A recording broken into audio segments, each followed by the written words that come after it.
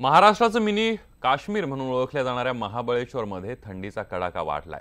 महाबळेश्वरच्या वेण्णा लेक लिंगमळा परिसरातलं पहाटेचं तापमान 9 अंशांपर्यंत खाली आलंय आणि त्यामुळे पर्यटक या सगळ्या गुलाबी थंडीचा आस्वाद घेतायत। स्थानिक आणि पर्यटक अनेक ठिकाणी शेकोटीचा आसरा घेताना दिसतायत। या वाढत्या थंडीचा फायदा स्ट्रॉबेरीच्या पिकाला सुद्धा होणार आहे।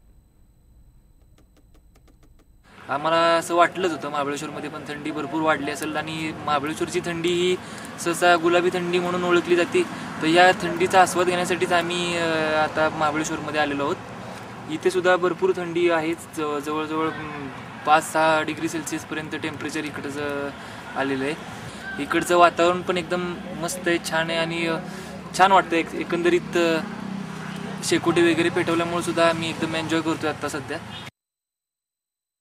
सध्या राज्यभर अनेक ठिकाणी थंडी वाढताना दिसते आणि म्हणूनच पंढरपुरात विठुराया आणि रुक्मिणी मातेला थंडी वाजू नये यासाठी मंदिर समितीकडून दोघांना उबदार कपड्यांचा पोशाख करण्यात आलाय।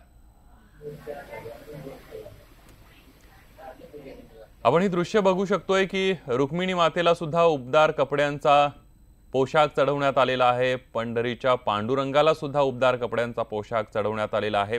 दरवर्षी थंडीच्या महिन्यांमध्ये हिवाळ्यामध्ये अशा प्रकारचा पोशाख जो आहे तो विठ्ठल रुक्मिणीला करण्यात येतो।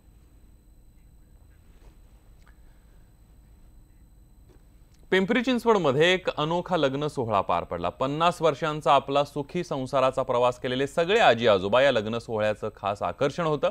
या विवाह सोहळ्यामध्ये हे आजी आजोबा पुन्हा एकदा बोहल्यावर चढले। निमित्त होतं ज्येष्ठ नागरिक संघ मासुळकर कॉलनीतर्फे आयोजित सामूहिक विवाह सोहळ्याचं। या विवाह सोहळ्यामध्ये अगदी नवदाम्पत्याप्रमाणे हातात हात घेऊन या ज्येष्ठ वधूवरांनी या सोहळ्याचा आनंद घेतला।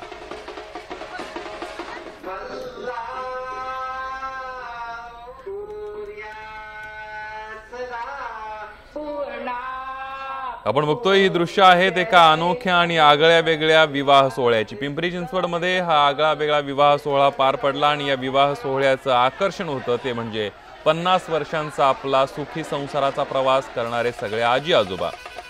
या विवाह सोहळ्यामध्ये आजी आजोबा पुन्हा एकदा बोहल्यावर चढले। निमित्त होतं ते ज्येष्ठ नागरिक संघ मासुळकर कॉलनीतर्फे आयोजित सामूहिक विवाह सोहळ्याचं आणि या विवाह सोहळ्यामध्ये अगदी नवदाम्पत्याप्रमाणे हातात हात घेऊन या ज्येष्ठ वधूवरांनी या सगळ्या सोहळ्याचा आनंद लुटला। आपण बघू शकतो या आजी आजोबांच्या चेहऱ्यावरचा आनंदच आपल्याला सगळं काही सांगून जातोय।